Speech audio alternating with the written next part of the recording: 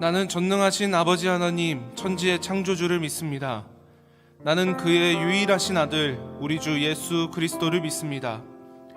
그는 성령으로 잉태되어 동정녀 마리아에게서 나시고 본디오 빌라도에게 고난을 받아 십자가에 못 박혀 죽으시고 장사된 지 사흘 만에 죽은 자 가운데서 다시 살아나셨으며 하늘에 오르시어 전능하신 아버지 하나님 우편에 앉아 계시다가 거기로부터 살아있는 자와 죽은 자를 심판하러 오십니다. 나는 성령을 믿으며 거룩한 공교회와 성도의 교제와 죄를 용서받는 것과 몸의 부활과 영생을 믿습니다. 아멘.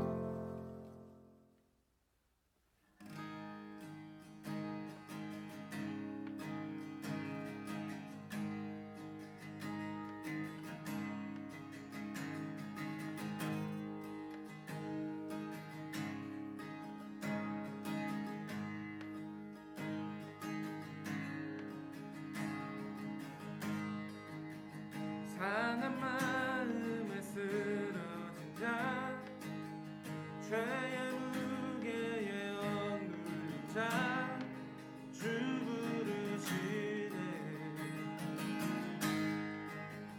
삶의 끝에서 무너진 자, 생명의 샘에 목마른 자, 주 부르시네. 오 주께 나오라, 두 팔로 우릴 안으시네. 존귀한 주 보혈 우리 죄 용서하셨네.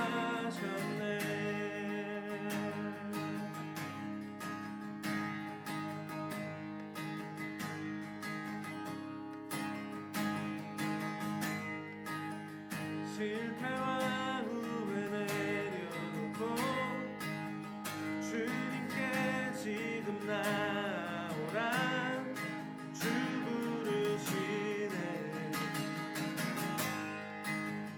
슬픔에 눈물 깊은 되고 새로운 삶이 시작되네. 주 부르시네. 오 주께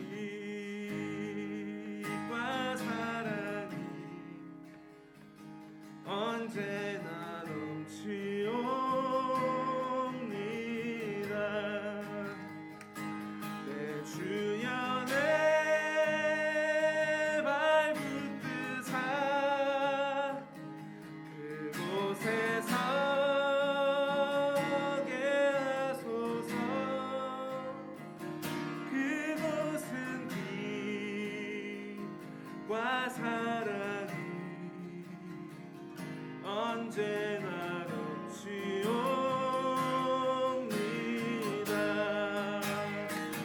그곳은 빛과 사랑이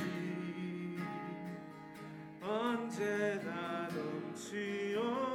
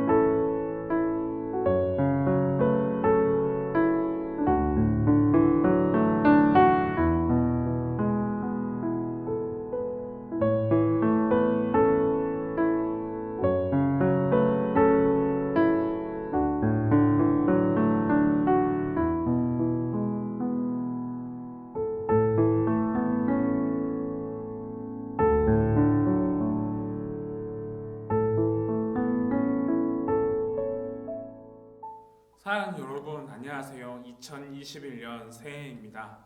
새해 첫 주일입니다.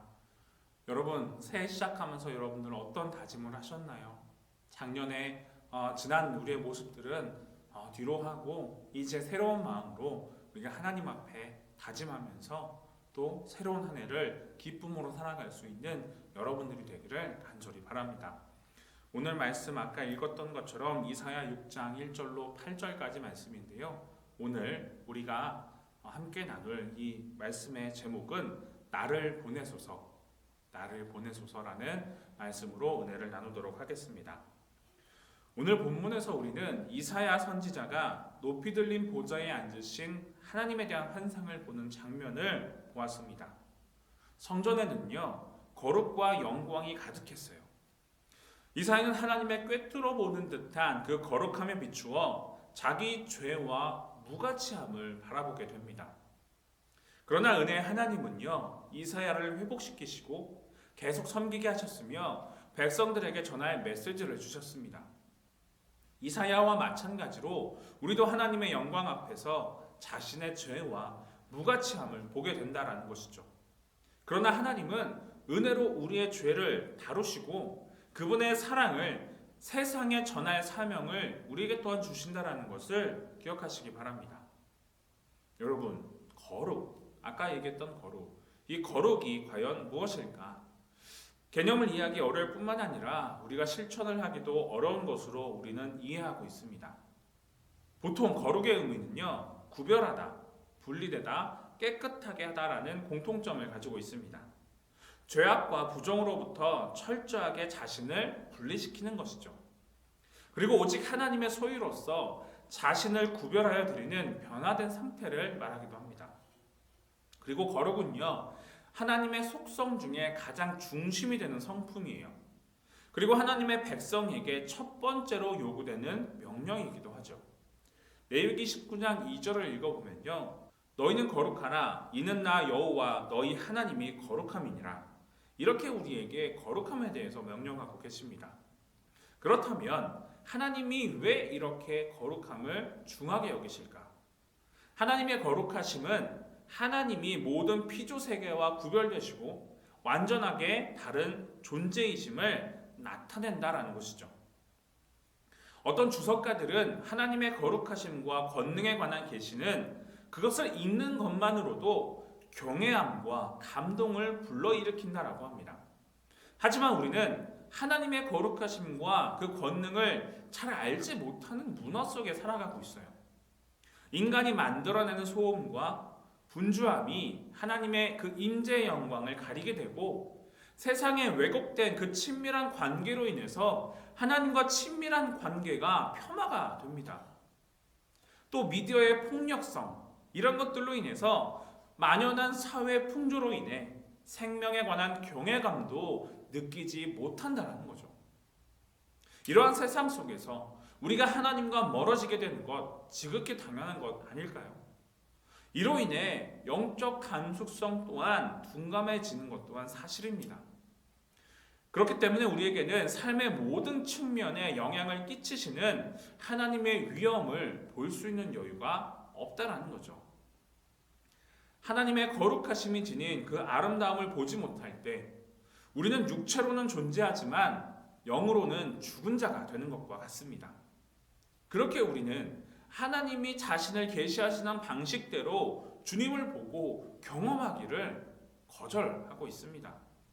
중심을 보지 못하기 때문에 우리의 삶이 지닌 죽음의 속성들에 대해 더 무감각해져 가는 것이에요. 그렇기 때문에 우리는 하나님의 놀라운 선하심에 대한 비전이 필요합니다. 무엇이 필요하다고요? 바로 하나님의 거룩하심과 권능에 대한 존경심이다라는 거예요. 이사야는 경건한 두려움을 느꼈습니다. 그가 하나님의 순결하심, 선하심을 깨닫게 되자 자신의 부정함과 죄를 동시에 알게 된 거예요. 하나님의 거룩하심에 자신을 비추어 본 이사야는요, 내가 망하게 될 존재라는 것을 알게 됩니다. 그리고 하나님께 부르짖으며 자신의 죄를 고백하였습니다. 여러분, 절대적인 선의 임재 안에서 우리의 부정함은요, 밝게 드러날 수밖에 없습니다. 우리가 죄에 관해 바른 시각을 가지고 있지 않으면요, 예수 그리스도 안에 있는 하나님의 용서와 은혜를 향한 그 본질적인 필요를 이해하지 못하게 됩니다. 그렇게 이사야는요, 자신의 모습을 바라보며 이렇게 고백합니다. 화로다, 나여 망하게 되었도다. 나는 입술이 부정한 사람이요, 나는 입술이 부정한 백성 중에 거주하면서 만군의 여호와이신 왕을 배웠음이로라. 이렇게 탄식을 합니다.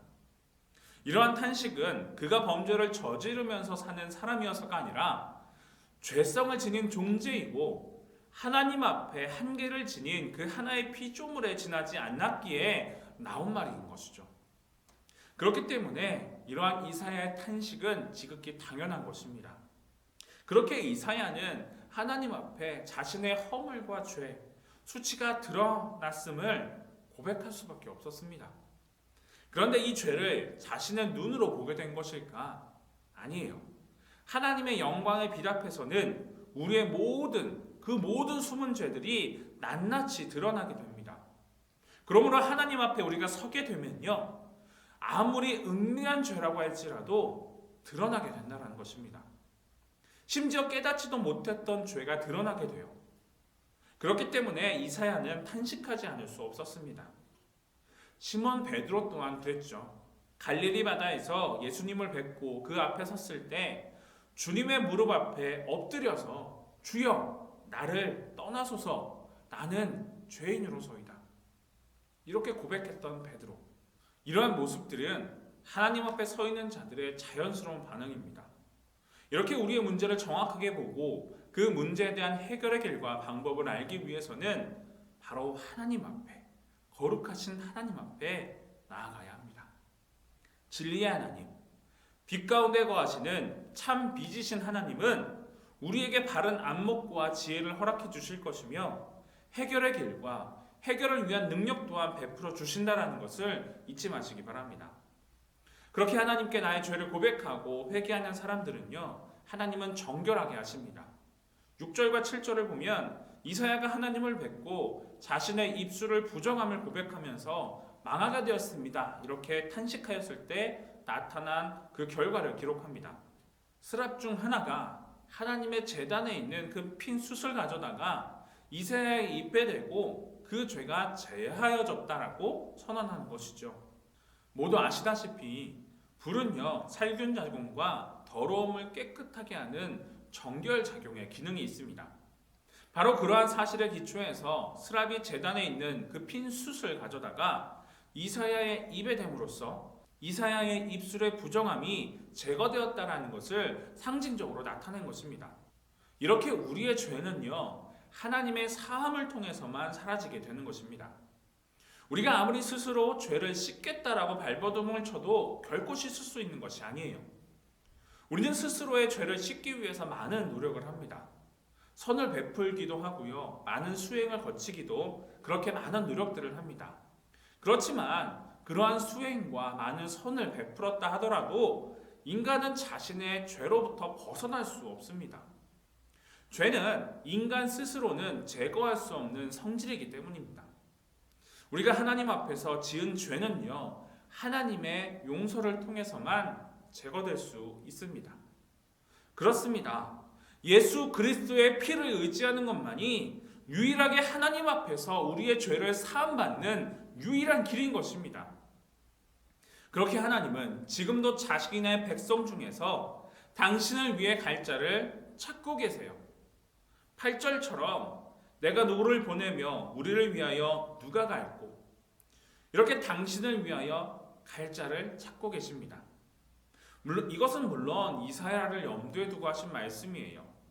하나님은 이사야가 유다를 통해 이사야를 향해 하신 말씀을 선포하기를 바라면서 이와 같이 말씀하신 거예요.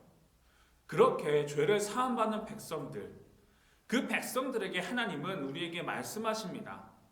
어떻게 해요? 그렇게 하나님은 지금도 자기 백성 중에서 당신을 위하여 갈 자를 찾고 가신다는 거죠. 8절에서처럼 내가 누구를 보내며 우리를 위하여 누가 갈고, 이렇게 당신을 위해 갈 자를 찾고 계십니다. 이것은 물론 이사야를 염두에 두고 하신 말씀이에요. 하나님은 이사야가 유다를 향해 하신 말씀을 그 선포하기를 바라면서 이처럼 말씀하십니다. 그렇다면 왜 하나님은 꼭 이사야를 보내시길 원하셨을까? 만약에 천사를 보내셨더라면 아마 사람들은 천사가 무섭고 두려워서 하나님의 말씀을 듣지 않았을까요? 천사의 위험 앞에서 당장은 하나님의 말씀을 들었을 것입니다.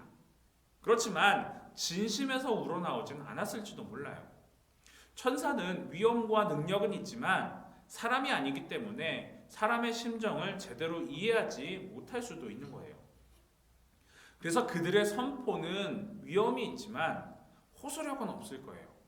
그래서 하나님은 아주 특별한 경우가 아니라면 항상 자기 백성들 가운데서 사람을 찾으십니다. 이사야를 비롯해서 성경에 나오는 수많은 선지자들은 하나님께서 당신을 위해 갈 자를 당신의 백성 가운데 찾으신 자들이었습니다. 이처럼 하나님은요, 당신의 메신저를 그의 백성 가운데 찾기를 원하십니다. 심지어 주님은 구원의 복음을 전하는 메신저로 아들 예수 그리스도를 보내실 때에도 그분으로 하여금 인간으로 나게 하셨지 않았습니까?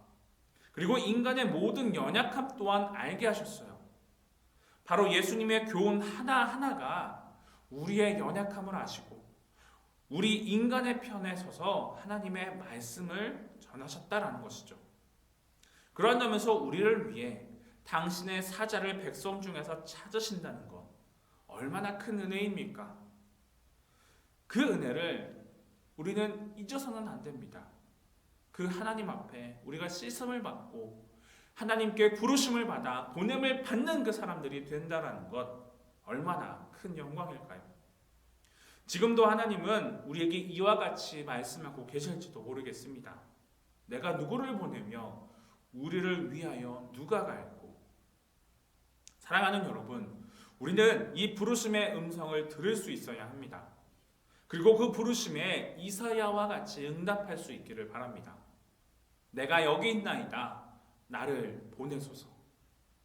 하나님의 메신저는요, 저처럼 교역자만 할 수 있는 것이 아닙니다. 하나님의 음성은 누구에게나 들리게 되는 거예요. 왜냐하면 하나님은 모든 성도를 향해서 말씀하시기 때문입니다.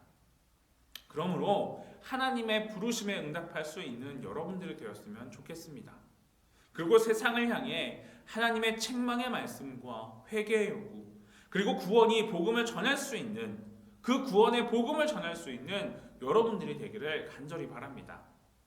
사랑하는 여러분, 이사야가 하나님의 부르심 앞에 즉각적으로 반응한 것은 민족에 대한 사랑이 그만큼 뜨거웠기 때문입니다. 그는 비록 동족의 잘못을 책망했습니다. 그렇지만 하나님의 영광을 받는 체험을 하기 전까지만 하더라도 유다가 얼마나 심각한 상태였는지까지는 몰랐습니다.